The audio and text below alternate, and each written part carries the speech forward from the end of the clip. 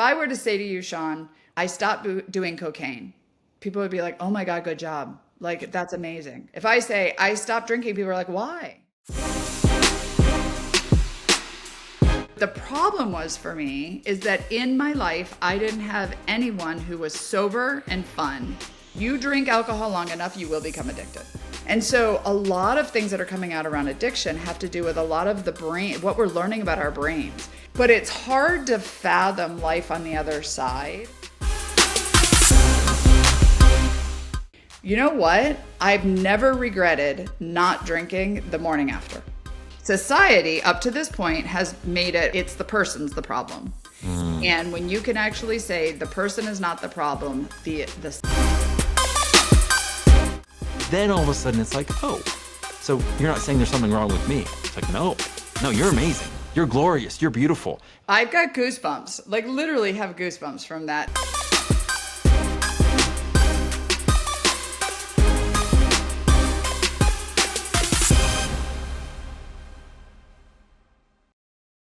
Here we are again in the Sandbox, and I get to be with the lovely, warm, amazing Laura Nelson from Sober Life Rocks, among other things. Laura, thanks for joining me today. Oh my gosh, I'm so excited to be in the Sandbox. What a great name. How fun is this? So what does it evoke to you? Because the whole point of it was like, it's not a lecture. It's not a master class or webinar where it's performance. It's all about play, because you can't play wrong in the Sandbox. Mm-hmm. So what does it mean to you? Like, what does that evoke when you hear Sandbox? Actually, that play, which I think is so vitally important. I think the thing I haven't even thought about being in a sandbox in like 30, 40 years. So it's kind of funny you bring that up. But the thing about a sandbox that I like is that everybody can build and do their own thing in the sandbox. Some people dig holes, some people build a castle, and so I envision using your hands, like doing something while we're talking, while we're just, sharing things about life. Right. So I love it. It's great. It's such a good name. Well, I think part of it that really resonated with me is like, no one's like, oh, by the way, you're doing that wrong. Right. What do you mean? You can't play in the sandbox wrong. Like, yeah. Come on. Yeah. So you've had such an amazing journey in dentistry where it was just like, here you are, you're in a practice, you're providing value. I don't know if you had some master plan to all of a sudden, right? To create front office rocks and everywhere that went. And then all of a sudden for that even to kind of evolve into something else you're doing with Sober Life Rocks. Like this, I don't think this was some master plan. Mm-hmm. And yet you've been at it for what, 15, 20, 25? I don't know. Yeah, a long time. Let's see, I got into dental. My kids are 24 and 23. So it was 22 years ago I got into dental. Probably started front office rocks about 15 years ago now. I'm not really good with dates and times. And I could tell you the day I stopped drinking, and I could tell you about Sober Life Rocks because that's my newest, most recent thing. But it's all sort of all of it is the story to where I am today. I don't know if that's definitely not a master plan. There's not a master plan, but it all builds to where I am today. And I think so much of that is that, so I want to honor you because I heard on a podcast someone recently say that not everyone has even heard their own voice in their head. And what they were alluding to was that we're so programmed and we have all these pressures, and you go into school and it's like, this is the way you need to do something. And then you copycat and you follow and you model, that not everyone's kind of liberated to follow the path that's within, to mm-hmm. kind of listen to their own voice and go, hey, I'm kind of curious about this. Let me go after that. And I feel like early on, maybe you've just always kind of been that, but you gave yourself permission. Yeah, that's so interesting that you say that. We could jump right into the sober journey there on that subject alone. I think Go, Laura, go. Okay, well, good. Well, the voice in your head thing is what really spoke to me. But I don't consider myself an entrepreneur. I don't consider myself I don't know, like I was going to build things. That wasn't what I started out to do.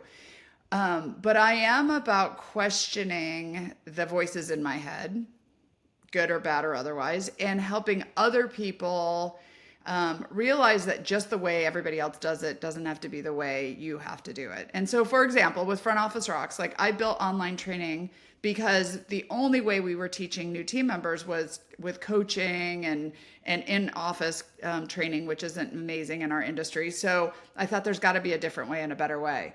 But when it comes to sobriety and sober life rocks and kind of how that all started, it's what you're talking about, Shawn. It's like there's this internal voice, there's this debate in your head, and we all have it on, it may be alcohol addiction, it may be other things, but we have these voices in our heads, and our voices, one or two or multiple, they're all there to protect us. They're all there to take care of us. But many times we look to outside influences to make our decisions. And so like with alcohol, for example, I did what the cool kids were doing in school. And then I was in the mommy wine culture. And then we were this. And alcohol just sorted to take over my life until I got to the point where I was having this internal debate in my head. And that's when I got curious about like, okay, well, what other options are there? What other things are out there? And so that's interesting that you bring that up, because that is part of the story of why I kind of evolve into the things that happen in my life. So if I'm hearing you correctly, it's that amidst you following a voice that you'd already heard, which was kind of like, you have Front Office Rocks. This is why, because you already heard something. I don't know, maybe things got busy. Maybe there was this bustle. And then there was this other kind of like quiet time again of a voice coming up of like, like either have I gone too far in this, or am I not able to reflect or be in alignment with who I am because of this aspect of sobriety or lack of sobriety, and having the courage to tune in and actually listen. It's hard. So it's not the courage necessarily as much as the how far is too far. In society, when it comes to alcohol, it's everywhere. We start when we're kids, mommy and daddy drinks, adult drinks, when I get older, I'm going to do that. It's the peer pressure in school. It's the peer pressure when you're grown up. You want to be one of the cool kids. Then you get into the business world and you've got the after hours events, and you're trying to work your way up the corporate ladder, and the stress of work, and you come home and you deserve a glass of wine, or you're celebrating, so you have a glass of champagne or whatever.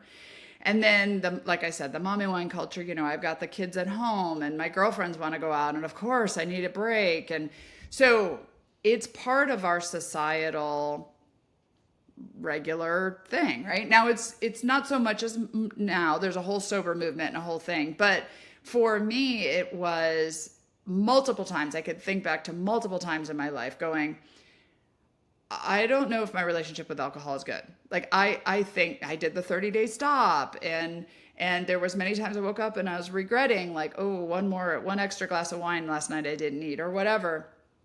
And it finally got to the point where the argument in my brain was too much. The amount of energy that I was spending around, should I drink? Should I not? Should I go to this event? Should I not? When should I stop drinking? Do I have to speak tomorrow? Do I have to travel? The kids, do they need a ride home? Like, do I have to make sure? The amount of energy that it was taking in my brain space, it just got to the point where I just couldn't, I just had to do something, right? But the problem was for me is that in my life, I didn't have anyone who was sober and fun previous to the last, 5 years. So what I mean is, like, my parents would say, be careful, there's alcoholism, you can get addicted. But nobody in my life was sober.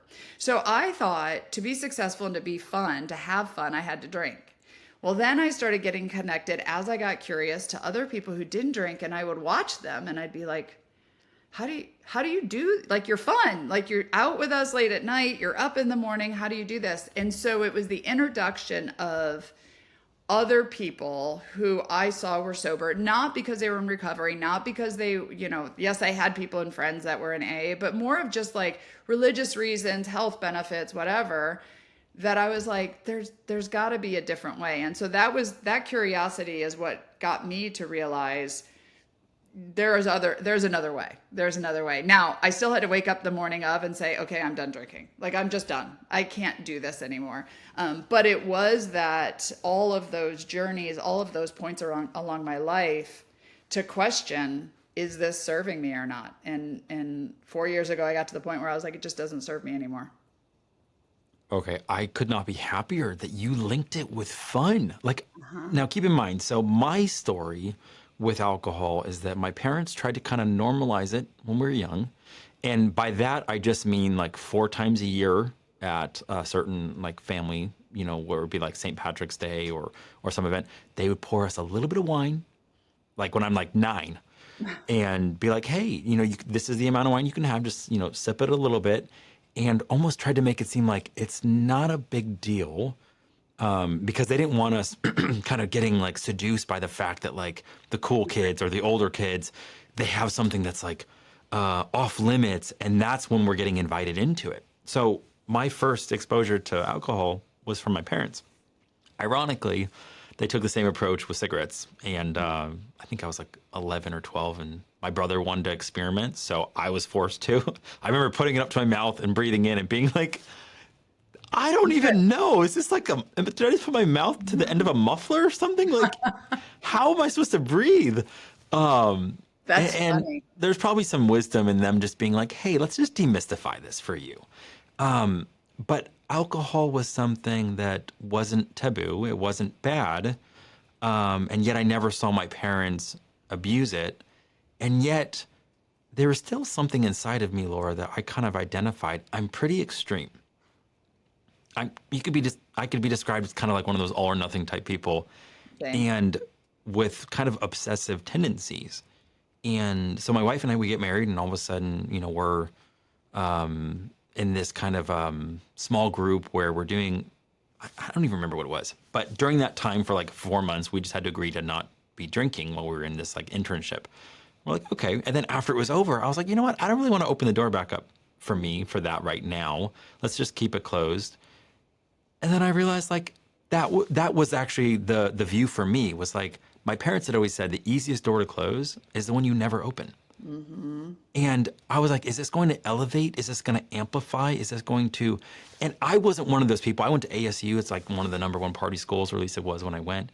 And I never found a party. Like, I don't even know where they were. Like, that was just me socially. I really wasn't drawn to big crowds that were shallow. I was drawn to small gatherings where we could just kind of go deep and have fun, or just one-on-ones. And alcohol didn't fit into that. So I'm like a really bad example culturally, because I never tasted that crowd of like, ooh, it's tons of fun. Right. But I'm hearing you say that, and I'm like, oh, I can imagine. Kind of when I look at some of my friends, that was probably some of the things that they had to wrestle with, was like, man, everything's more fun when all of us are kind of drinking together, and Right. there's less, what is it? You're less inhibited. Mm-hmm. Yep. Your inhibitions go down. Mm-hmm. And I realize that if you are healthy and whole emotionally, you can access that same level of transparency. Well, yeah, there's so many things like we could do that. We could sit in the sandbox all afternoon on this subject, because I've connected with so many people, done so much research on this, but the personality. So in the past, we thought the problem was the person, right? It's an addictive personality. They have a disorder or whatever. And it was, well, the same personality that would become an addict or could become an addict is the same personality is also an entrepreneur. So that's why I bring that up, like you. Like I'm all in or I'm not. And so when I was So all you in, are an entrepreneur. I am an entrepreneur, I guess, right? I mean, I'm on my I don't know what business now, but So you don't see yourself as one, exactly. but I in your never wiring, you are. Yes, exactly. And so there's the idea of like, if we can say, if you and I were sitting there, we're like, that person's an alcoholic, we can say they're the problem. It's not the drug, it's them. Okay. But the actual issue is that alcohol is an addictive substance. It is. You drink alcohol long enough, you will become addicted. When you become addicted, it depends on your personality, your body, your chemistry, your culture, the environment you're in, why you're drinking, all of it. But we will all become addicted to alcohol at one point or another. The thing about it is that if we admit that, then we admit we're doing something that we can be addicted to. Okay. That's hard as a society because that means we're all doing something that we know is not good for us.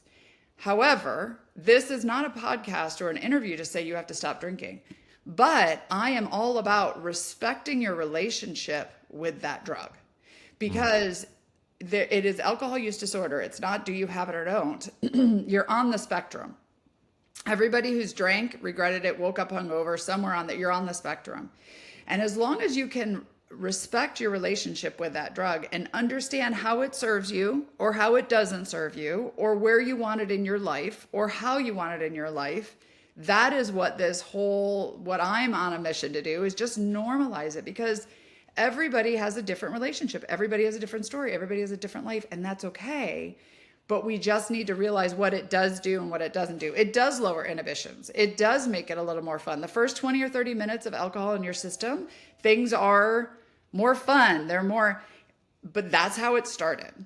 And then for me, like after years and years and years and years of it, it became so much more dominant in my life. It went beyond the fun and it became part of the necessity. And that's the part that for me, I'm like, it's just bringing me down. It's holding me down. And I have so much more I can do and give if I didn't have this as part of my life.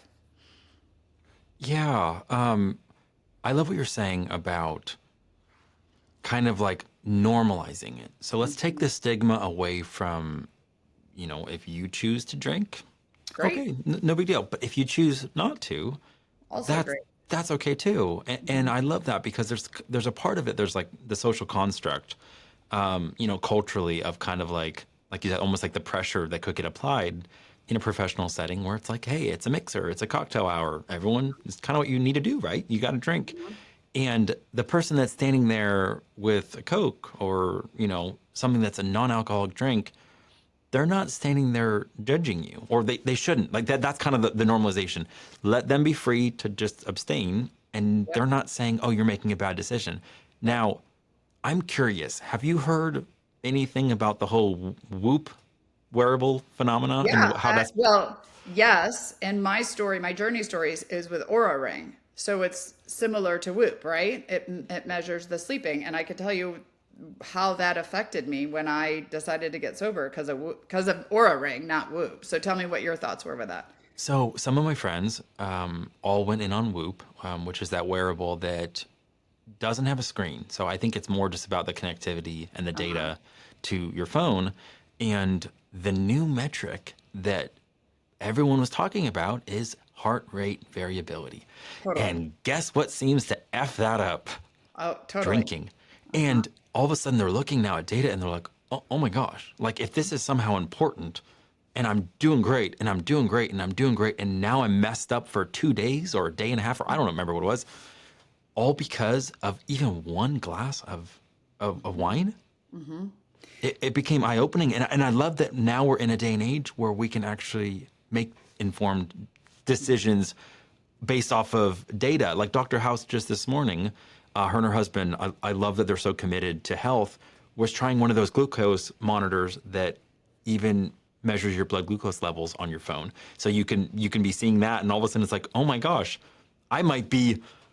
I feel like there's a chance that I'm pre-diabetic, even though I look like I'm incredibly healthy. And Right. if you dig into that rabbit hole, it's because of all these artificial sweeteners and how our body doesn't know how to metabolize them. Yeah. But back to alcohol, I think that's fascinating that a Whoop or Aura. Aura Ring. Yep. Oura. I happened to start wearing mine about a month before I stopped drinking.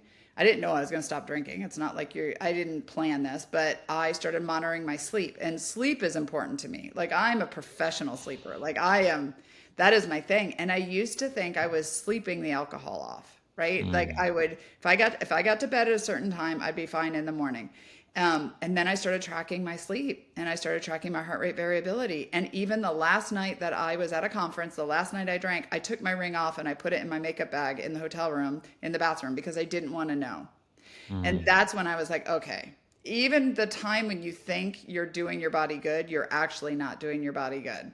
So yeah, I think monitoring sleep, health, all of it, there is nothing to show that alcohol actually is good for you. Even if I could argue with you if you're like red wine is good for you.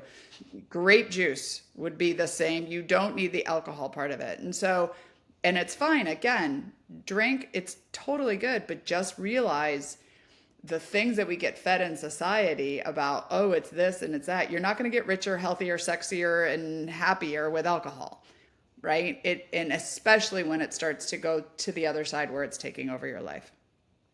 I think anyone right now that's conscious, that's alert, that's aware, that cares about living a meaningful life wants to be able to make informed decisions. Mm-hmm. And you're on this mission. And I think part of it is just simply to be like, hey, I'm bringing awareness. You can choose to do what you want with it, but at least you're informed and empowered to know that you're making a decision with your eyes open. And it's like whenever a generation gets kind of duped, whether it was with cigarettes in the 50s or, don't quote me on that exactly. But even so me as a runner in the 90s, they're all because of I'm like, I don't know if I should drop it. But so Nike originally, Bill Bowerman is creating these shoes, and they realized that if they put more cushioning in the heel of the shoe and then kind of encourage runners to land more on the heel, you could increase your stride, increase running economy, and technically do better. But it rewired an entire generation to land the wrong way, to land on their heels. You don't ever land on your heels when you're running barefoot. Like if you're by the poolside or you're at the beach and all of a sudden you just start sprinting or running, you're not going to land on your heels because that's not the way the body was meant to do. So in the 90s, my whole team, all of us, everyone that was running is running with these cushiony shoes landing on their heels. And the whole podiatry, foot industry was misleading people about pronation and stabilization in shoes. And this is bad. And when the pronation was just your body's natural way of almost like shifting the impact. And I'm saying this just because we got it wrong for like 15 or 20 years, and it made it so that I actually couldn't run. I got injured. Other people could handle it. My body didn't work. And it just would have been amazing if at that time someone just would have been like, hey, do you want some information? So with that information, maybe you can choose to do something different. Maybe you can be liberated and choose to run the way you're supposed to, but I'm not going to force you to. It's just that information empowers you. And I feel like that's exactly what you're doing. And I love it. Can we go back to the whole fun part? So how have you reconciled that? Yeah. Well, actually, it's funny, Shawn, because you're in my fun story. Because on the other side of getting sober, I had to learn how, I had to do life, right? That's part of why we have Sober Life Rocks is now when you put the bottle down and you get through the addiction, if you have it, or the cravings and stuff, then you have to live life sober. And part of that is figuring out more about who you are and how to do things like go to a concert sober or network sober or whatever. And our story, your part of my story is I got back on the road and felt very alone because everybody was faking their drinking. And I don't mean but we put a lime in a club soda. And when you're in a room full of people drinking, you assume you're the only one not drinking. And I learned through various connections that I wasn't the only one drinking or not drinking, and that there were other people like me. And so I started Sober Life Rocks to build a professional community with my co-founder, Margie, to make sure that nobody felt alone.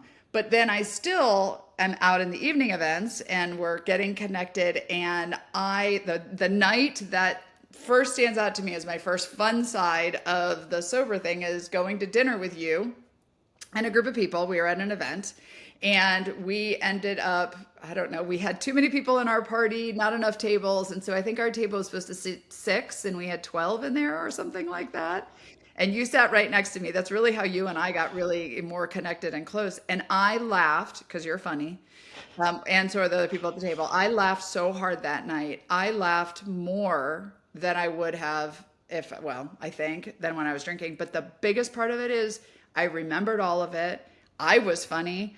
I was connected. I made relationships that night with people. I walked away and I woke up in the morning feeling great. I wasn't hungover and my bill wasn't twice as much as it should have been because I didn't spend money on alcohol. Like there's all of these things. So, but it's hard to fathom life on the other side, how I call it, when you don't have You don't have people that you can look to and say, if you can do it, I can do it. If that, like that is part of why we're trying to spread this word. And it's not just, me and Margie. I mean, it's all over, of just realizing that it is better than ever for me on the other side, because I remember all of my conversations. I leave an event when I'm ready to leave an event. I don't stay up too late. I get up in the morning and go to the gym. I feel healthier. I'm happier. I've gotten in touch with myself.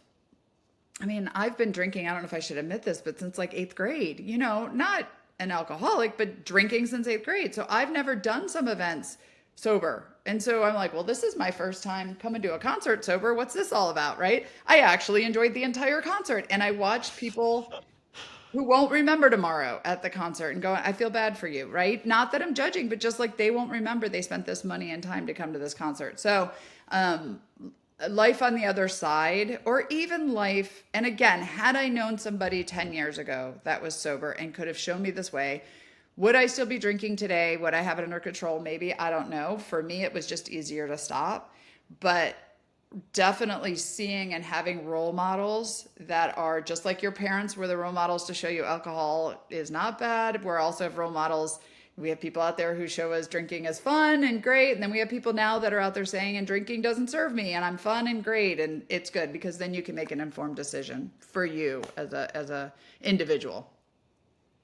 So hearing that story, Laura, being on the other side of it, I had no idea, because I didn't know you that well. So I didn't know that you had previously been struggling with being sober when you're at events, because I'd never been with you in the after party, at dinner when you weren't sober. And yeah, that was such an amazing time. The group was so much fun. We're all having such a good time. And it's neat. I'm just glad I get to be part of your story, because I'd like to think that occasionally I'm fun and sometimes funny, and I'm always sober. Like, Yeah. Right.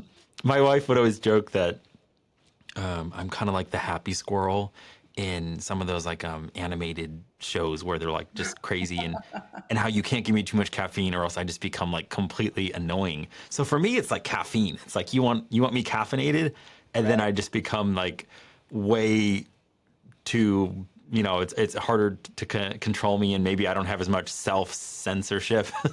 That's funny. So that's where I don't know. I've heard it said that there are some people that are like happy drunks. I don't know if you should say drunks, but like they're happier the way they respond, and then some people are sad, and you don't necessarily know.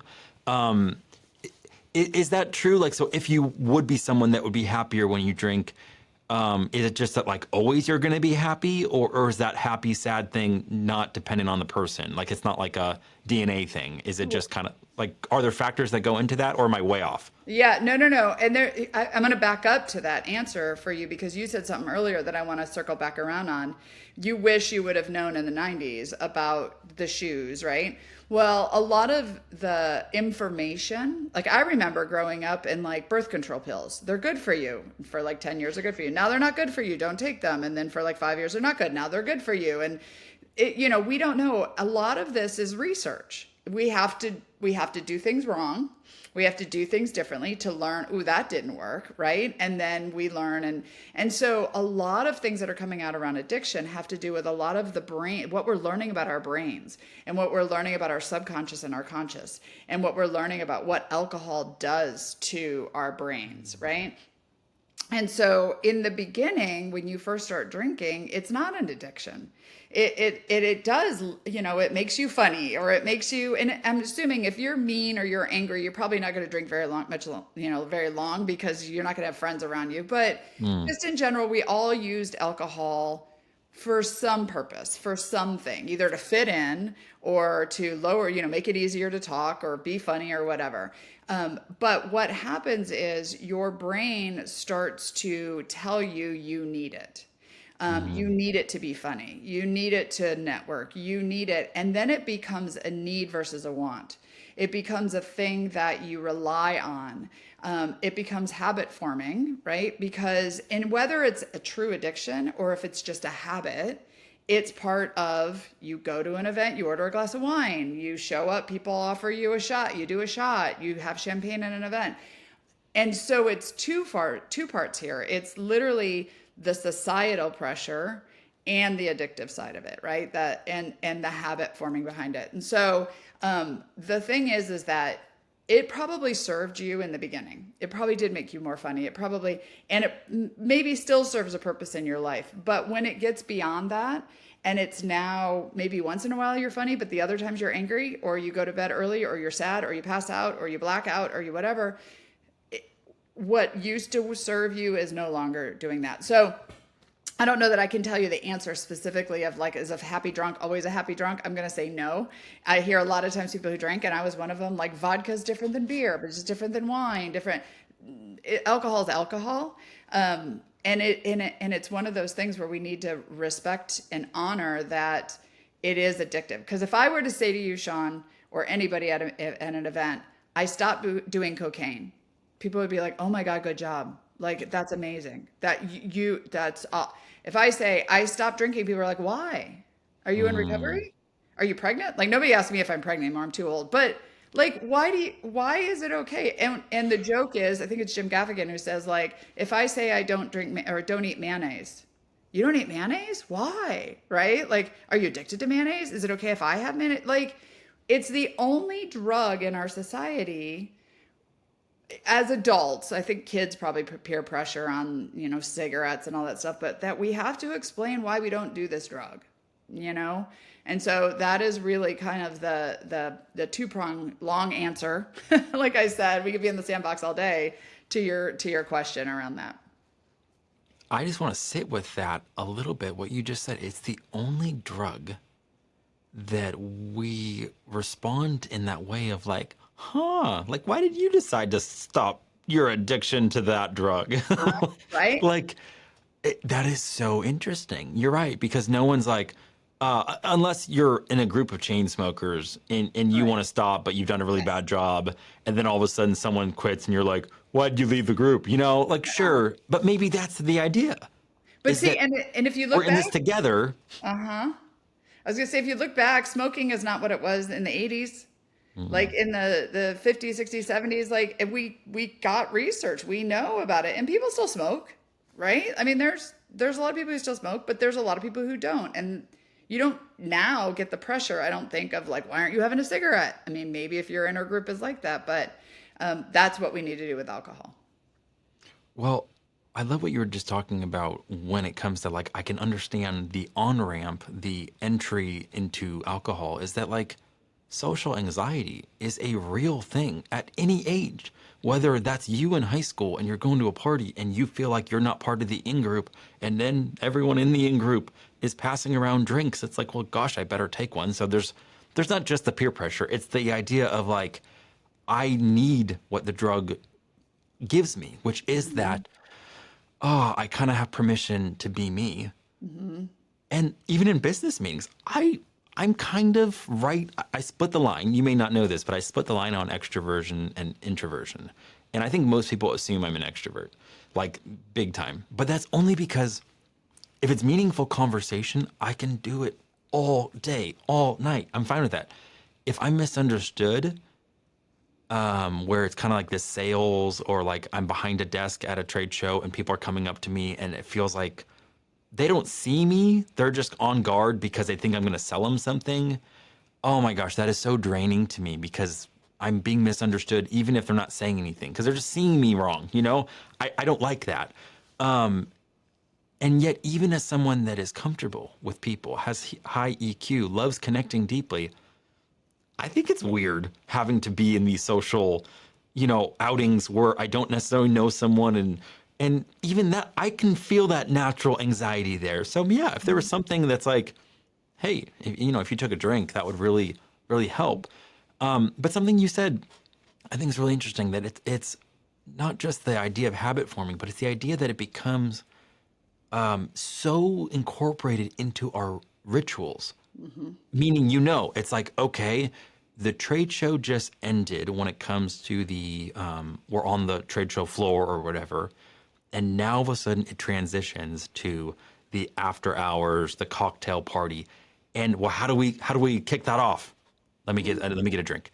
Like that's almost like the ritual of now I know I can have fun. Now I know I can enjoy myself socially because alcohol. Or if you go to a sports bar, or like football or enjoying entertainment or some venue, it's only enjoyable if all of a sudden I'm holding the beer. Like meaning it just becomes encoded in our rituals. Mm-hmm. How Mm-hmm. has that been for you when it came to kind of like breaking that? Was it clear like, okay, I'm about to have fun or I'm about to enjoy myself and I want to go and grab that? Did you have to like reprogram yourself? Yeah, actually, great question. And I want to say you and I are very similar, the way you just described introversion and extroversion. And I forgot which personality test it was, but they defined me as a situational extrovert. And Hmm. I thought that really resonated with me because I can be an extrovert, but I can also be the fly on the wall. It depends on the scenario, right? It depends on the situation. And so I'm very similar to that.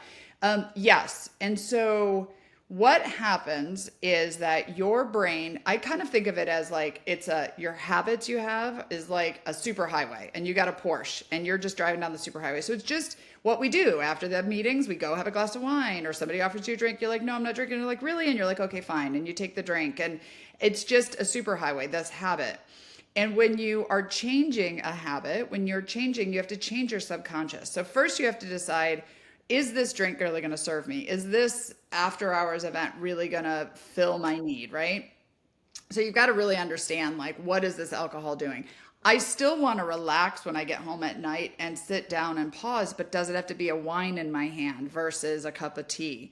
Can I be at the bar and hang out with you and talk, but have a non-alcoholic drink in my hand? It's the drink in my hand, it's the connection. So first it's like kind of learning about what alcohol is doing to you. But then the second thing is like building a new path, a new habit, but it's really rocky. It's like a rocky road in the beginning because you have to walk into the bar for the first time sober. You have to say no thank you for the first time sober. You have to deal with peer pressure. And it's like taking a Porsche down a rocky road until we drive down that road enough that we smooth the road out. It is a little bit rocky in the beginning.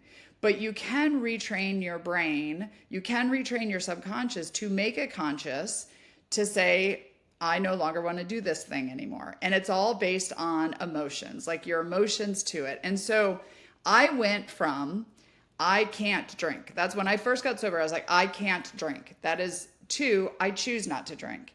And I literally, every single scenario I make that choice. Because when I go to the bar, I'm like, oh, that glass of wine looks good. Or, oh, cheers, I want to celebrate. And then my choice is to say, you know what? I still want to celebrate. I still want to sit down and have a drink. I just don't want alcohol. Like alcohol doesn't serve me. And so it's a conscious decision. I don't feel like I'm missing anything. I'm not counting days. I'm not calling myself an addict. I am sober. And some people have problems with that words because there's stigma with it. I have no problem with it, but I choose not to have alcohol in my life and I'm completely fine with it. And so to get to that point could I have done this with you day 2, day 3? No, right? I had to retrain my brain to go through the first concert, to go to the first networking event, to show my brain, you know what? I've never regretted not drinking the morning after. Mm. So I know the first 20 or 30 minutes of that beer might be fun, but the next 2 to 3 hours are going to suck. And I won't just have one. I'll probably have two, and then I'll probably not get good sleep. And I know it's kind of like dessert. I could eat the whole cake, but I know I want to fit in my clothes and I don't want to gain weight. And so I'm going to have a couple bites of the cake, or I'm not going to eat the cake at all because I'm trying to lose weight. It's a conscious decision. We didn't have this knowledge about our brain years ago. And this is the thing where we can now show people that there's another way to make these decisions that don't have to be hitting rock bottom. And that really was for me. It was like I kind of considered myself in this gray area of like I wasn't rock bottom. I was high functioning business owner, speaker, kids, family, but continually making a decision that wasn't good for me. You said something, and it reminded me of, I think it was Weight Watchers, that saying, nothing tastes as good as skinny feels. Oh, And it was good. brilliant because it was like this whole idea of like nothing in this moment is Mhm. going to be able to be better than the long lasting feeling of just knowing I'm healthy, I'm skinny. Mhm. And it's kind of like what you were saying about not having the hangover, about Mhm. actually having the memories, Mhm. about actually experiencing it. And it's like, yeah, no moment of uninhibited fun. And that's the question. It's like, well, yeah, but can I still try to get to that uninhibited fun and play? It just maybe takes more consciousness of like, maybe I actually have to address the fact that I've let in certain beliefs that make me feel like I'm inadequate. And because I'm not facing that, it's causing anxiety. So I feel inadequate. And the only way to feel normal is It's to another. numb it out because Mhm. that's really what's happening is like you're acknowledging I don't really know another way. Mhm. Now, I'm curious. This might be a little strange, but at times it's almost like the lesser of two evils. That this idea of like, okay, alcohol maybe isn't good, but if I say no to this drug and the effects that it has, can I actually be free from needing something Mhm. that numbs me, Mhm. that gives me that feeling? I don't know if you've ever heard of people getting into things that they shouldn't have because they close the door to something like alcohol. Mhm. Is that even a thing? Mhm. So, 100%. I think that, like right after I got sober, I leaned into the sweets. I tell you what, like, and that's, sugar, caffeine. There's addictive substances in all of our lives. It's definitely what you're saying of like doing the work. So when you don't have something that numbs emotions, you have to sit in the emotions, the good and the bad, right? You have to remember the great times and you have to enjoy the great times and you have to deal with the anger, the pain, and so a lot of people who I think who are on the other side of choosing not to drink, the reason they're so happy is they're actually doing the work around it because we Mm, don't have the thing to numb the feelings that we're feeling. Yes. Could you go find another substance? Absolutely. Again, like I said, an addictive personality is the same type of personality that would start a business and be an entrepreneur or be competitive or so I could replace alcohol with something else. I could there are people who do like they have to find the thing that's going to fill this missing need. That's actually self work. That is actually now like why are you striving so hard to fill this brokenness, this awareness, this thing. And so you were talking about like the ability to walk into a room and talk to people. Like that's a true thing. Everybody has it since middle school. When we first went to our first dance and you walked in by yourself and you're like, I don't know where to go, who to hang out with. It's a true feeling that we should have. And so part of Sober Life Rocks is we're trying to help people on the other side of sobriety just do the things, help them with tips and support and community meetings and stuff of like, how do we do life sober? But you have to respect that emotion that you're feeling. The analogy I bring to it is whenever I get up to speak, I'm a professional speaker. And whenever I get up to speak, and a damn good one. oh, well, thank you. Thank you very much. Whenever I get up to speak, I get a little nervous, right? And there was one of my coaches years ago was like, this nervousness is normal. If you didn't care about what you were about to do, if you didn't care about the people that were listening to you, if you didn't respect the stage, you wouldn't feel this nervousness. So I actually lean into the nervousness and I go, okay, thank you, voice in my head. Thank you, the little pit in my stomach.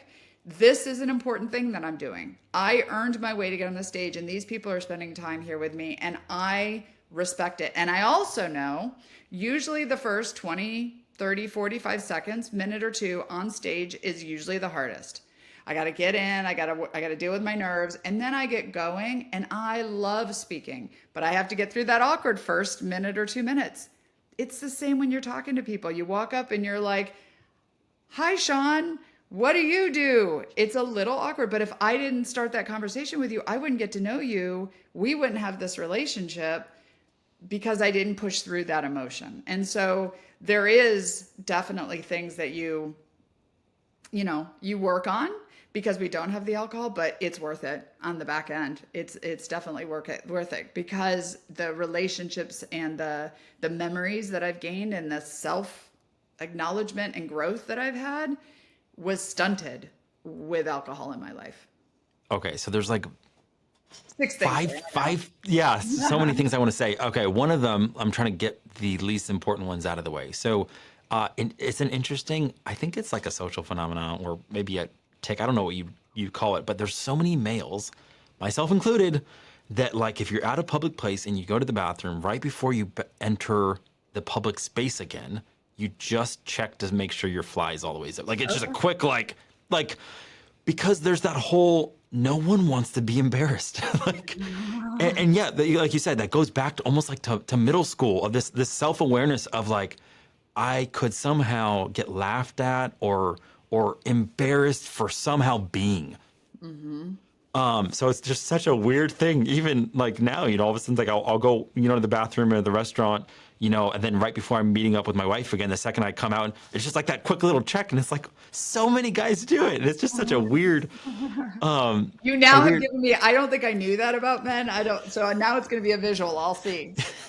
I'll have to test my Um, husband to see if he does that.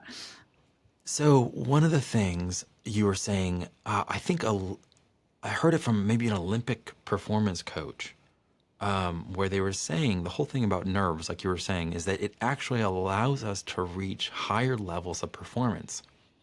And the best way to label it, so I tell my kids this because they're competitive climbers, they're competitive in different sports, and I'm like, so do you have nerves? They're like, oh my gosh, Dad, I'm so nervous. I'm like, no, label it. You're excited. I'm Mm-hmm. so excited because now we're not labeling it something that's bad. We're looking at it, we're feeling this angst, these like butterflies, this craziness, and we're actually saying, hey, you're really good. I like you because you're going to help me. And I'm going to say, I'm excited Mm-hmm. because it almost then allows me to face what I'm doing, and yet still bless the thing that's in me and cooperate with it. Almost like the idea of, well, I shouldn't go there because that's a whole can of worms. I was going to say like a contraction with labor. My sister-in-law just gave birth, 2 days ago, Oh, so it's kind of congrats. fresh in my mind that my wife, the first two pregnancies, we have 5 kids, we're crazy. She would meet the contraction with like, I need to face you, outlast you, endure you, and nothing was changing with her. She wasn't dilating further. And the second we learn this idea of you need to come behind it, you need Uh-huh. to yield to it, you need to almost bless your body and bless it to do what it's meant to do, which is to prepare the way for the baby to come. The third delivery was night and day difference because she came Mm-hmm. alongside it and she yielded to it. So it's like we want to come alongside and yield to this excitement, and yield to these nerves. And I just love that you're human enough to just share. You are a bomb, rock star, world class speaker, and yet you're still just like, look, I still feel that. Yeah. And thank you for saying that. So the main thing that I wanted to get to was the idea that you're saying something, and I'm realizing as you're saying it, like there's a chance that individuals that are numbing out, that don't know any better, are almost like losing that activation energy or losing that potential because it's getting almost misplaced in alcoholism to maybe like they're supposed to have that urge, like you said, to pour themselves into an entrepreneurial Mm-hmm. pursuit, into something creative. And here the fear is, well, I'm going to be less of myself, or I'm going to lose a part of myself if I stop this. There's the Mm-hmm. fear of like, I need it. Mm-hmm. When maybe them holding it so close actually is stopping them from being able to enter into Mm-hmm. more fullness of who they are, Yeah. more creativity, more drive to build the thing that only they can build. Mm-hmm. Yeah, I mean, I don't think you said that exactly in those words, but that's exactly what I saw. It's like, Yeah. wow, that's an encouraging thing to hear if I'm on that precipice and I'm like, yeah, what Laura said is like, hey, alcohol served me in the beginning. And then at some point, I'm starting to serve it. Yeah. And I don't Totally. like that because I think I'm in control, but Mm-hmm. I'm not. Mm-hmm. Mm-hmm. Um, And that's frightening. one thing you just said that I'll play off of about how you look at nerves and spinning it. So people who have the voice in their head around alcohol are beating themselves up enough that society doesn't need to. Like we are already like, oh, I regret drinking again, or I regret drinking too much. We're already having that voice in our head. But one of the things we go to as humans, and because societal pressures, is shame, guilt, fear, which is what keeps it a secret. It keeps it hidden. We don't talk to other people about it. We don't talk about it on podcasts. We don't share it with everybody.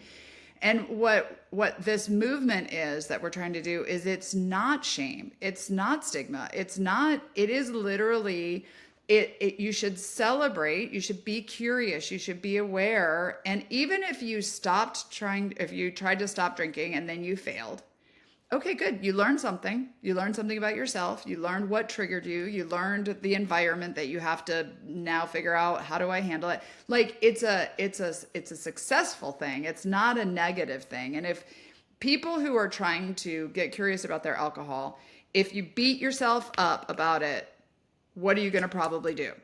You're probably going to drink more. Yeah. Yeah. Right. And then it's like this shame cycle that just keeps going deeper and deeper, because then you feel more self-loathing because you're unable to do what you want to do. You're unable to break the cycle, and you're frustrated and you feel like more of a loser. So since you don't value yourself, you keep self-harming. And society up to this point has made it, or till recent years, it's the person's the problem. And when you can actually say the person is not the problem, the substance is, that's the first step. Let's actually realize the substance is the problem, and you have gone beyond your comfort zone, whatever that level is, because it is a self-diagnosed disease, honestly. I mean, yeah, there are things to say, are you an alcoholic? But between not drinking and alcoholic, that's a spectrum, and it's a self-diagnosed disease. Nobody says, yes, Shawn, you do have a problem. You have to figure it out on your own. And if you're beating yourself up along the way, then it's not going to get better. You're probably going to lean more towards drinking more, versus stopping and saying, okay, this isn't just about me. This is about the drug that I'm using, the thing that I'm doing, and it's meant to make me feel good. It's meant to make me want it. That's what an addiction is, right?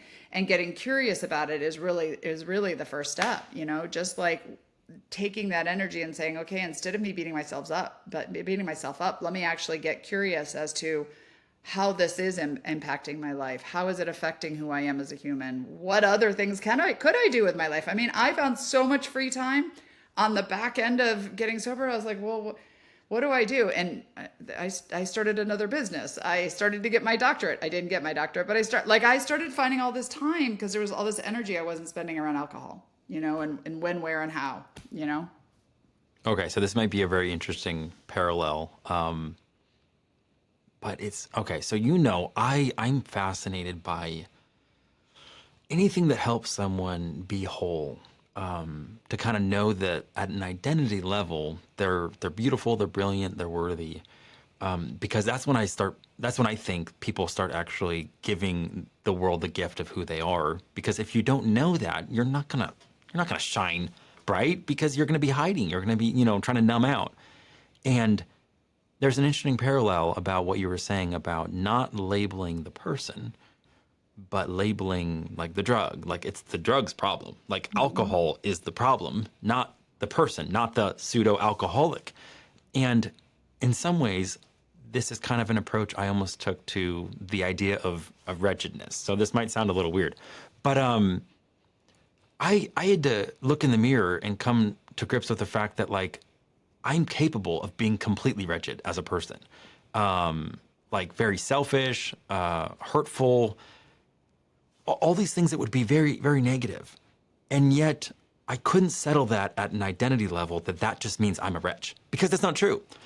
And it's almost like that idea of like, I don't know if you ever heard it, but like, God loves, like, it's like he hates the sin, but loves like the sinner. Like he died for people that are just weak and broken. And weak and broken, but beautiful, meaning like the problem isn't with us. And it's like when I align myself with anger, it doesn't mean I'm just going to be some ugly, angry person. And I think separating it from that identity level is so important. It's like, no, you're not an addict at an identity level where there's something flawed with you. You're beautiful, you're brilliant, you're capable, and there's this thing that you're just interacting with that's really not serving you. It's really not helping you. And when you realize it's not your friend and it's not allowing the world to see the best version of yourself, then all of a sudden it's like, oh, so you're not saying there's something wrong with me. It's like, no, you're amazing. You're glorious. You're beautiful. And the more you know that, the more you can kind of be empowered and kind of just show up in the world doing what only you can do. And you know, that's so much of my message is that when I was doing the Innovation in Dentistry podcast, I realized I didn't care about innovation. I cared about the innovator. I cared about the person that had the courage to just bet on themselves, that had the courage to just show up and be like, you know what? I'm on my own path and let's see where this takes me. You know, let's see what happens when I join with someone and start Sober Life Rocks. Because I realized how much alcohol stole from me. And I realized that maybe, I don't know, maybe my life would have been different a little bit, or just I could have shined a little bit brighter, or I could have made greater impact. But instead of lamenting that, I can make a decision today and affect tomorrow and just be an example of someone that kind of broke free from that drug. So the problem isn't the person. The problem is the drug. I love that. Wow. I've got goosebumps, like literally have goosebumps from that. And that is exactly what we're trying to get out into the world. Exactly what we're trying to do. And I agree. Labels, defining yourself. Part of the thing that I don't like personality tests or I don't like certain things is because they're like, right?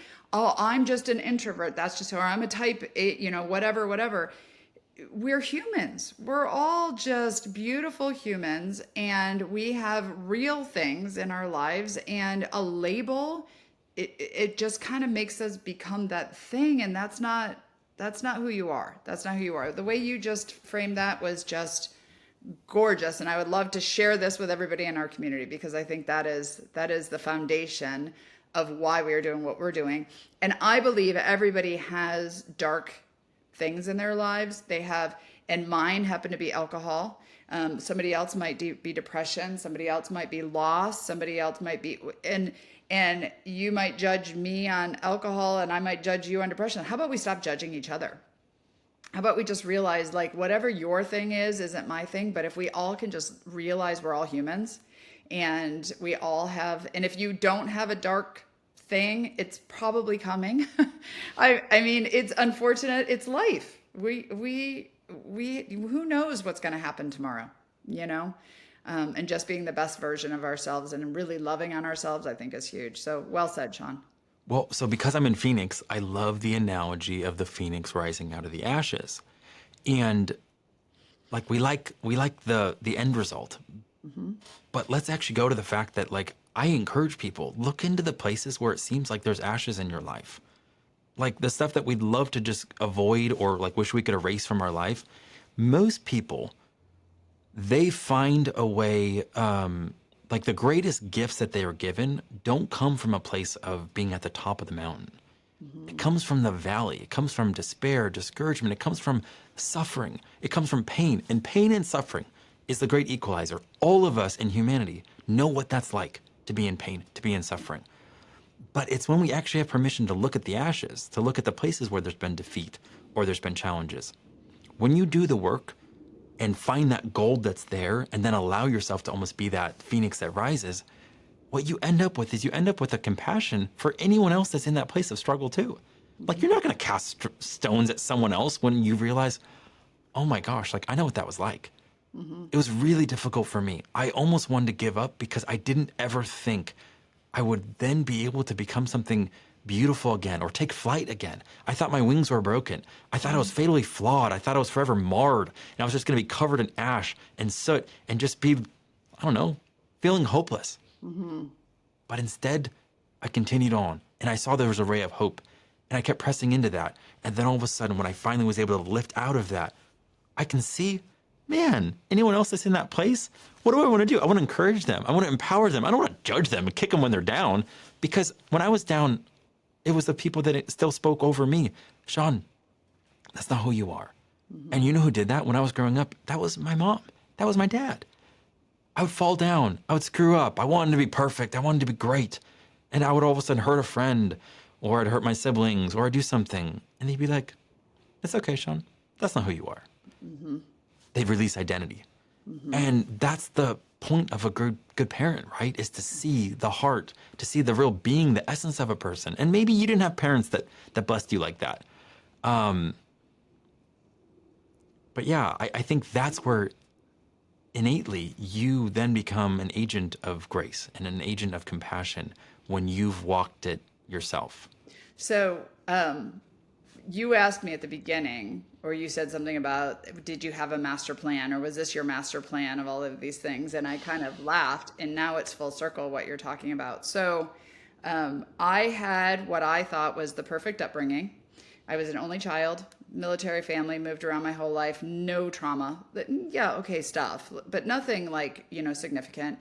Got married, husband went to dental school, had 2 kids, white picket fence, opened a couple practices, married 20 plus years. My kids are great. Of course, kid issues, but and I was the one who, and here's full transparency, there'd be couples getting divorced, and I was like, well, they didn't work on their relationship. They didn't do what we did. And people who had, right. So all along my life, until I hit my mid 40s, I would have never been on a podcast with you doing this kind of discussion. And then I woke up one day divorced, alone, no longer with the perfect, I'd been married 22 years. Now I'm sitting here embarrassed, honestly, because I got married to be married for life. And the idea of being divorced was awful, a divorcee or whatever they call it, alone.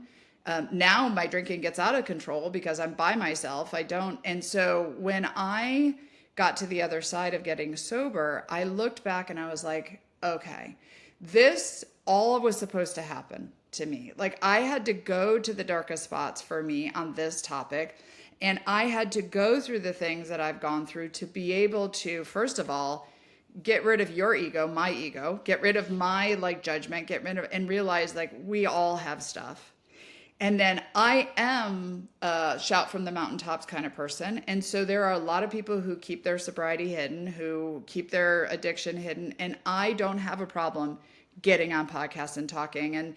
And so I had somebody I was talking to probably a year ago when I started this, and she said, she's in our industry and she's a consultant, and she said, Laura, how do you think people will react to the fact that you say you're sober?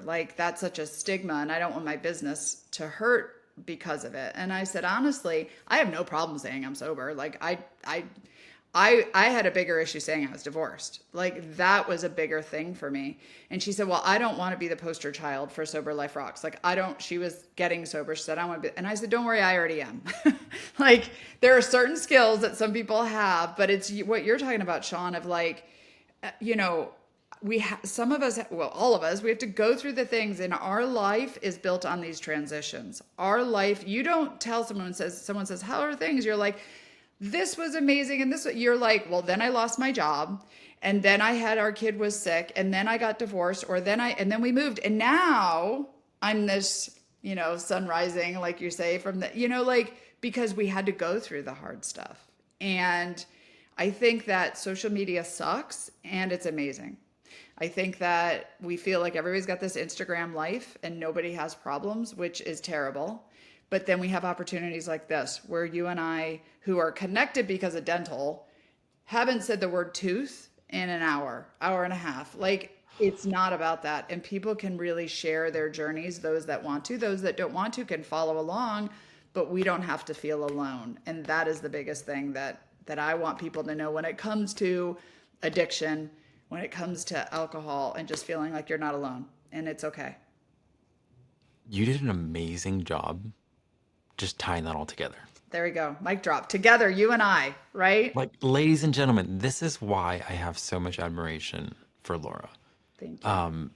Because I always thought, and I've always known, you just kind of have the courage to say it as it is, to call it as it is.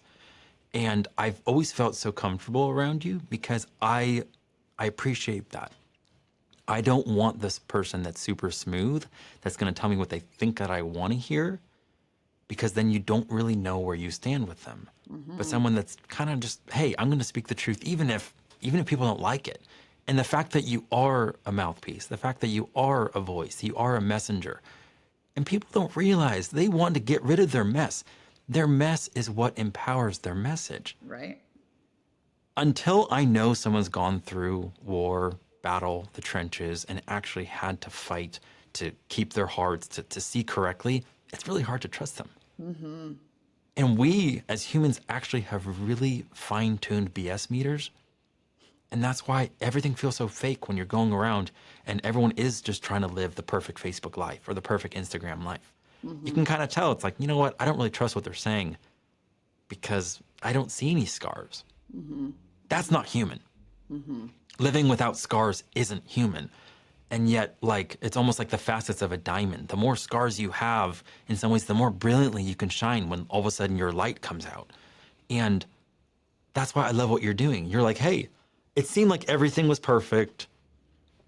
And then all of a sudden I experienced life.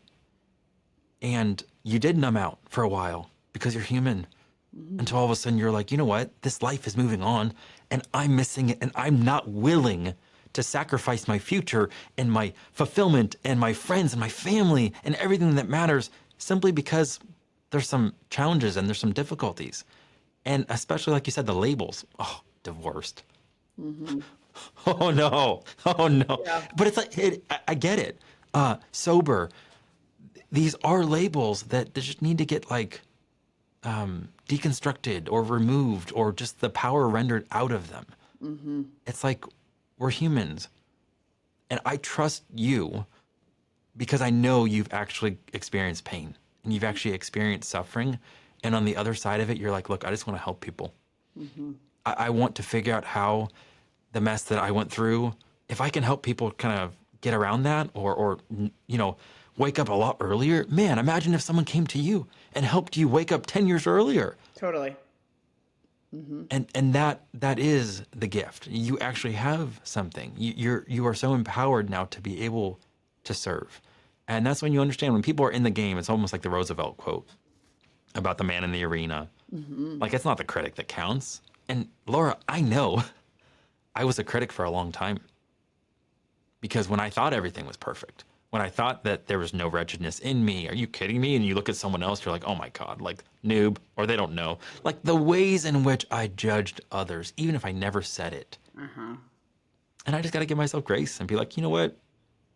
That happened. I was young. I was immature. I was zealous. I was stupid. But that's not who that's not who I want to be. And now getting to shine more of an authentic light, I give people permission to just be where they're at in the journey.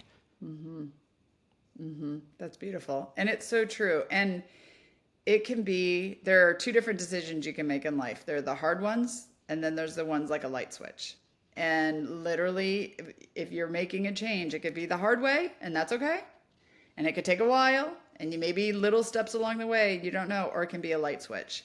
And so you can wake up one day and just like you were saying, like, I can decide, I don't want to do that anymore. Whatever it is, judging people, drinking alcohol, whatever. And there's enough people now that are standing up for whatever their issue is and saying, I went through that too, to know that you're not alone. Because I think that's the thing. It can be a very lonely place with whatever it is, and to know that there's help out there. And just get connected to those that can help and are there to who've done what you're going through, whatever it is. You know, I guess because of the way that I was raised, I don't realize how many times like the biblical truths or foundations that I was raised on just kind of like emerge in my, you know, as I'm hearing something. So it's like, it reminds me of, I think it's a passage in Luke where Jesus says, I wasn't called, almost like I wasn't called to everyone. I was called to those that are sick, those that know they're in need of a physician. And it's like, well, what does that mean? It means, well, as you're out there and you're a messenger and you're saying, hey, I'm calling anyone, you know, who wants to talk about sobriety, or is there anyone that needs help? There's a ton of people that don't know they're in need of a physician. And their voice, it really doesn't matter. Why? Because there are people there right now that are in the ashes, and there's no guarantee they're going to be able to arise from them. Like I'd love to act like, oh, the ashes are just this place where you find the gold. No, some people's lives get snuffed out. Like that's the tragedy. The tragedy is when they don't see any hope. So you and I, it's like we're all of a sudden talking about, hey, we're talking about the mess, we're talking about the ashes. Is there anyone out there that's struggling right now, that's in that place? And when you're in that place, you're like, I need help. You know you need help. And that's where it's like, I don't really care what the naysayers say that don't realize that they have an issue. Like, no big deal. But to those that are struggling right now, this is a message of hope. This is the message that is empowering, that can help them get out of that place.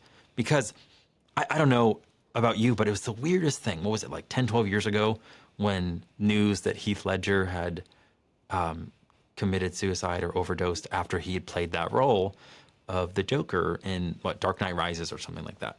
And it was this weird thing where I was like, I didn't know Heath Ledger. He's some famous, Hollywood actor.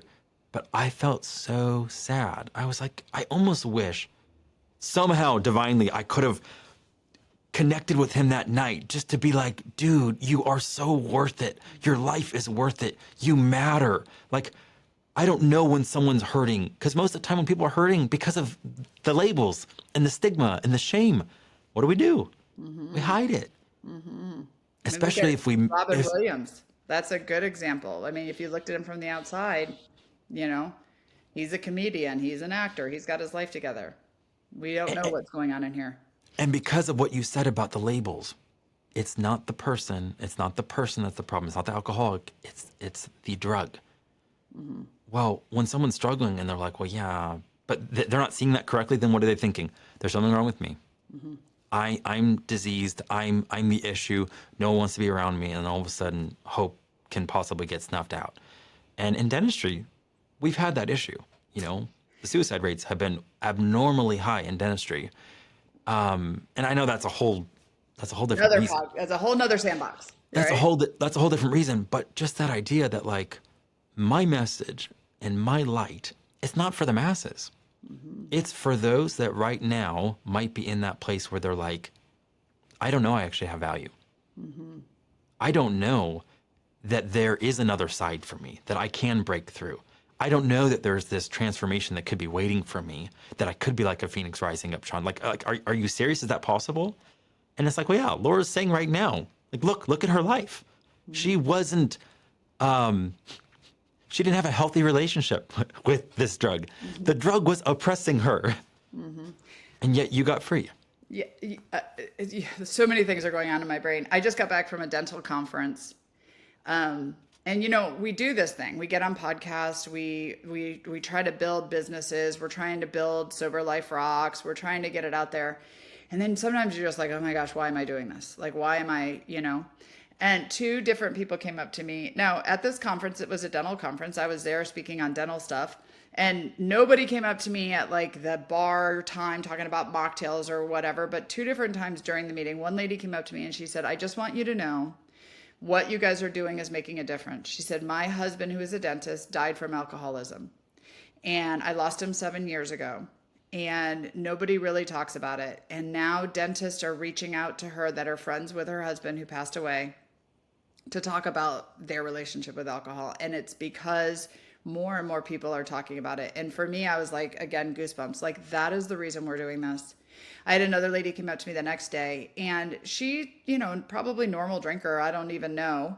But I've shared my story, and I'm good now. Like you said, I've come out of, but there was a me in the back of my closet 7, 8 years ago, praying for a way out.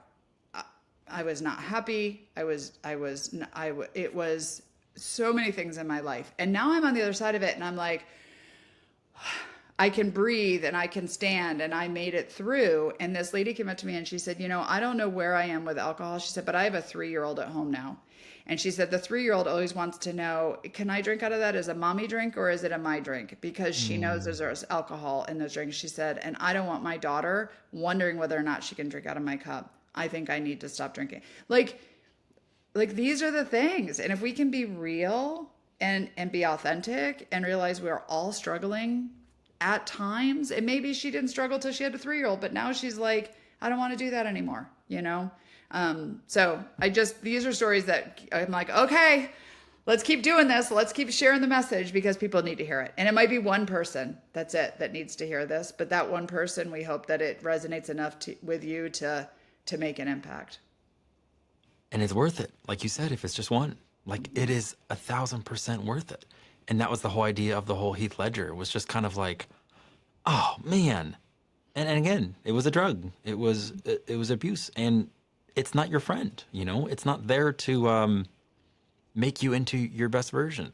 Especially if all of a sudden you're feeling trapped, and you don't know how to break that connection and that bond. And the reality is, it's like, man, I again, since my little nephew just was born, I haven't been around a newborn in a while. My youngest is 8, so it's been a while. But I remember early on, things became really clear to me when I had a newborn.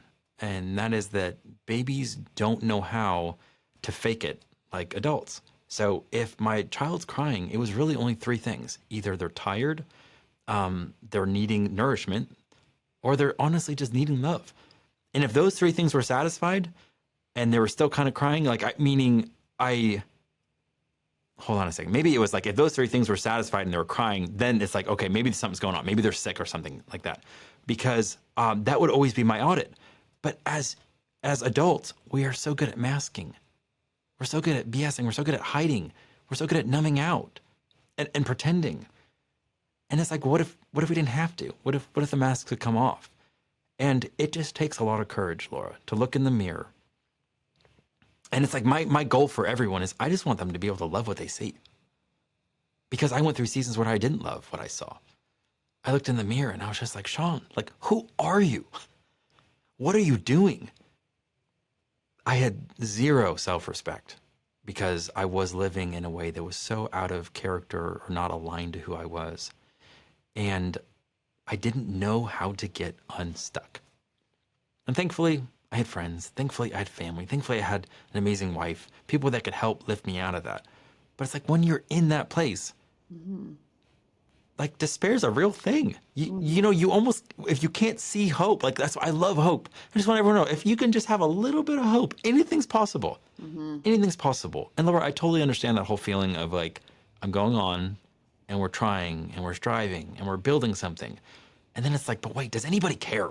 And then you just get one story. And it's just like, thank you. And that came the other day when someone was like, oh, I listened to one of your podcast episodes, and they were just crying the whole time because it was hitting them right where they're at with their family life. And I was just like, man, no one had told me that. And for a while, I'm just like, man, I don't monetize these. I don't make money with them. And I was just kind of like, does it matter? And just one person was like, yeah, it really, really, really touched me and helped me. And I was like, yep, it matters. I love it. I love it. And, if you're struggling, the struggle's real. We're not saying it's not real for sure. It's literally knowing that you are not alone. Somebody else has had that struggle. Somebody else has been in the place that you're at. And I love that you say, just have a little bit of hope. I remember sitting at a bar once, and I was drinking alone, which is, by the way, a sign that maybe you may have a problem with alcohol. Drinking alone and thinking, this is not me. Like one day I didn't think I was going to be sober, but like one day I'm going to get this under control. This is not me. And so my identity of who I really was and then what I was doing was not aligned. And what literally scared me was, what if I wait too long what if something happens? Like, what if my kid calls and needs to get picked up and I can't drive? What if I drive and I've been drinking? What if people leave me that I love because I'm picking this drug over my life? But I had that glimpse of hope because I knew in here, this thing I was doing wasn't aligning with me, but I couldn't figure out how I could have everything else in my life under control. How could I have everything under control, but I was still sitting at a bar by myself drinking? Like that just didn't. And so that was that little bit of hope that you said that just, and unfortunately people who don't raise their hand, who don't get to where they need to get to, maybe they make decisions that aren't right for them and things happen. And so just holding on to that hope and knowing somebody's been where you are and get connected to the right whomever to just hold your hand when you need it and to pull you up from that dark place, I think is vital. So I love what you're doing, Shawn. I just think it's so beautiful. No, it's not what I'm doing. It's what Yeah. you're doing. Well, I I know love we're what both you're into doing. this, right? Mine is on this little avenue. Like I could talk to you about this. And here, one big piece of advice that I've learned in the last 6 months, honestly, since I've started doing this, because I am a work from the brain. We talked about this. You had me on your podcast. Like I get stuff done and I work really hard. And now I'm like leaning into my heart, which is weird for Laura. Like if you know me, right? Oh, even being at expansion, remember Oh, that's part of what you were like, whoa. yeah, like this meditating thing we're doing and the whole like I'm just learning about a whole part of me I don't even know. But one of the things is to give people space. And what that is allow people to have their thing, say their thing, feel the way they feel, and just be there to be heard, not to fix. Now, so because for me, I was always, I want to fix it for you. I want to try to make you laugh. I want to try to tell you it's going to be okay. And so that, what it does, and I'm learning this, is it sort of pushes down the importance of their thing. It makes them feel not heard. It doesn't allow them to be in that space. So just bringing awareness or acceptance, allow the people to just be, just feel, and not try to fix it, and not try to just go, I hear you. And that's real. And because it may not be real for you, like, but it's real for them. And we as society don't allow people, as humans, we don't allow people to just be heard and be okay. And so that's one thing I'm working on, because I have a lot of people who are starting to come up to me in various ways now, talking about all different kinds of things with addiction, and it may not be them, it might be a family member or whatever. And where I used to try to fix it, now I'm here. I'm just here to help, to listen, to be a safe spot, no judgment, no shame. We're all human, and we're here as Byron Katie, if you've ever heard of her, like we're on Earth School. This is all we are, is we're learning life, and it's okay. So if you can't do that for yourself, looking in the mirror, find somebody in your life that can, because it's a huge difference.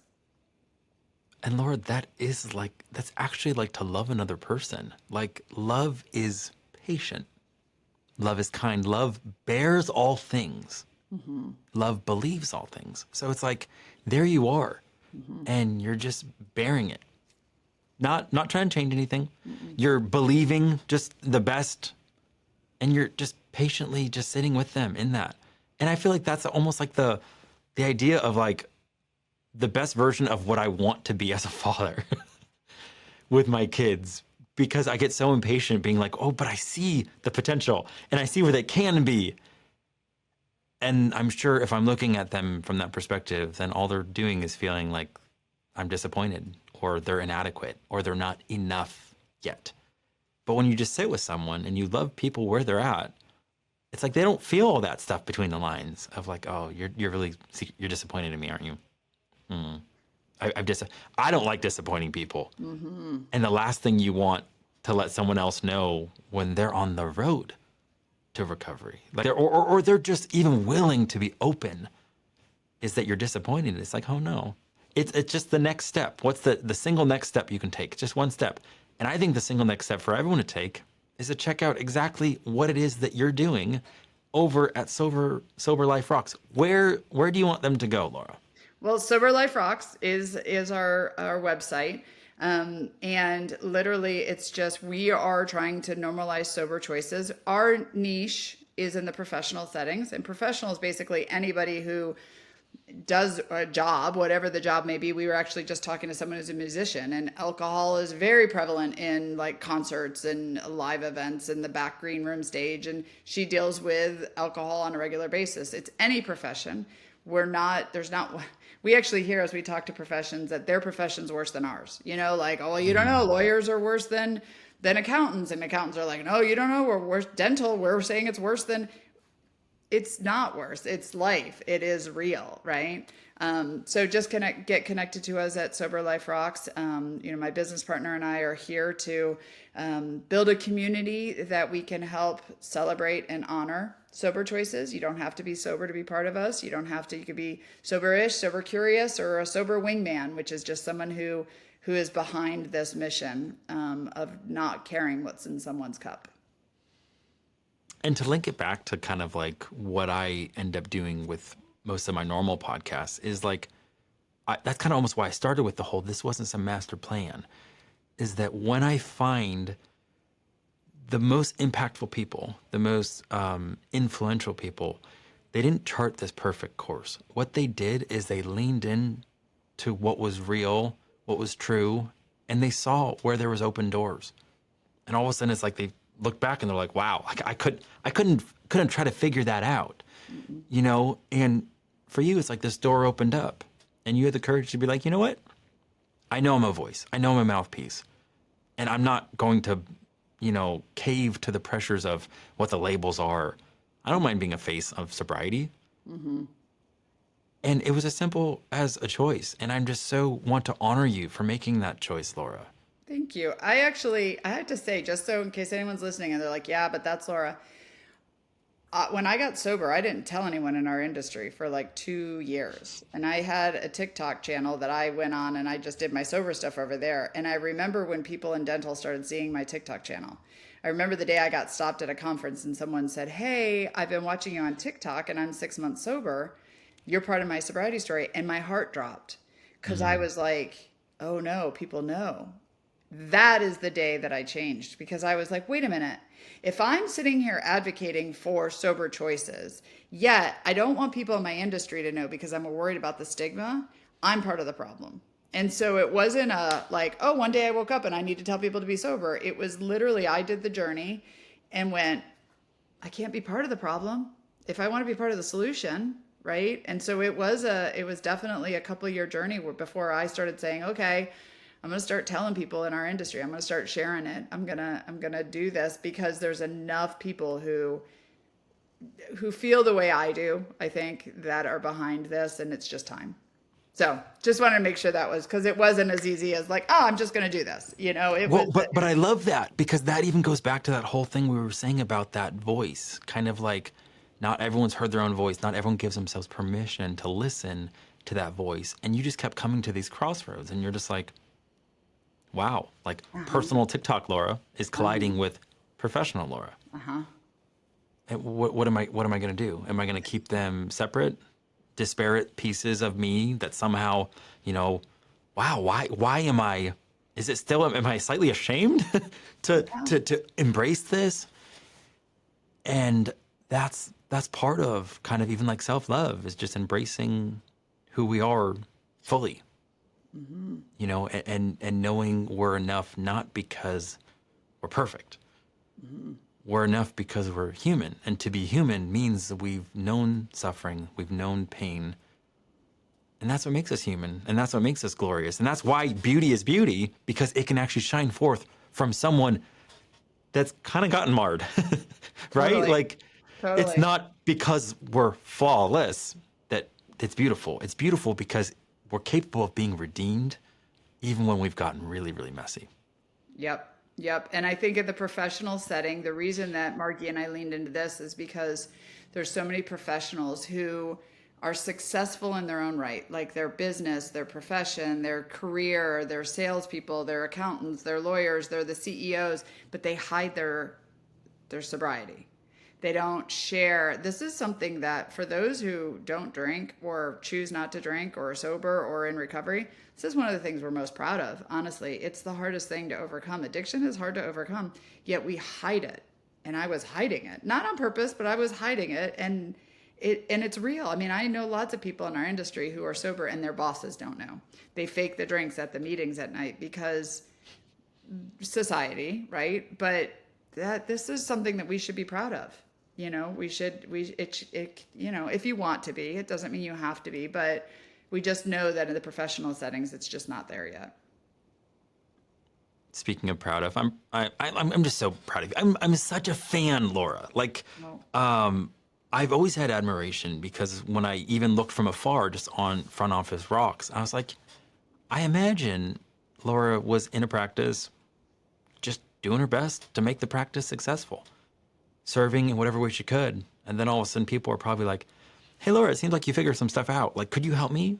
And she's like, Mhm. sure, sure. And then all of a sudden another person's asking. And then all of a sudden you're starting to think, huh, maybe what I have, maybe the problems that I solved, maybe it's slightly scalable. Maybe it applies to other people. Mhm. Okay, let me follow that. And that's what I'm saying. It's always this like raw, unscripted, intuitive, just kind of following the stuff that opens up. And you followed it all the way to this place where now you're like, hey, you're making impact in some of the most meaningful areas right now, bringing up conversations that, like you said, societally, we don't really want to have the conversation. And you're like, I do. I'm okay That's with it. that's exactly it. That's so good because that's how I'm like, sure, let's talk about it. I'll talk about it all day because it is important enough. I love dental, I love operations, I love teaching that kind of stuff, but this changes lives. What you're doing by bringing on real conversations is changing lives. And that's what matters. Like all the rest of it is great, but this changes lives. Well, I appreciate you. I'm in your corner. And thank you so much, Laura, for joining me today in the Sandbox. Thank you.